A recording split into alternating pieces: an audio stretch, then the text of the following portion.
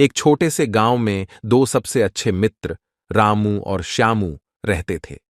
वे बचपन से ही साथ खेलते, पढ़ाई करते और हर समस्या का सामना मिलकर किया करते थे।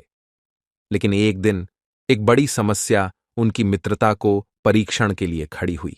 गांव में एक नया स्कूल खुला और रामू और श्यामू को अलग अलग कक्षाओं में भेज दिया गया। इससे उनकी मित्रता पर असर पड़ा और वे आपस से दूर हो गए। रामू और श्यामू अब एक दूसरे के सामने भी नहीं आते थे। उनके बीच अब दुरिया आ गई थी। यह स्थिति चिंताजनक थी। गांव के लोगों ने इसे देखकर चिंतित होते हुए सोचा, क्या यह मित्रता का अंत है? कुछ दिनों बाद एक अनोखी घटना हुई। गांव में एक बड़ा महोत्सव हुआ और सभी गांव वाले एक साथ उत्सव मना रहे थे। रामू और श्यामू भी उत्साहित थे, लेकिन उनके बीच फिर भी दुरिया थी।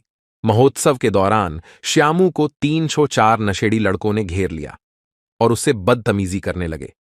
कोई भी गांव का व्यक्ति उसे बचाने नहीं आ रहा था। और जैसे ही रामू ने देखा कि उसका दोस्त मुसीबत में है, तो उसने आकर उन लड़कों से बचाया। इस घटना को देखकर श्यामू के आंखों में आंसू आ गए और दोनों गले मिल गए। उस दिन से रामू और श्यामू की मित्रता फिर से ताजगी और नई ऊर्जा से भर गई। उन्होंने समझा कि उनके बीच कितनी भी दूरी आ जाए, लेकिन उनकी साझेदारी और समर्थन अटूट है।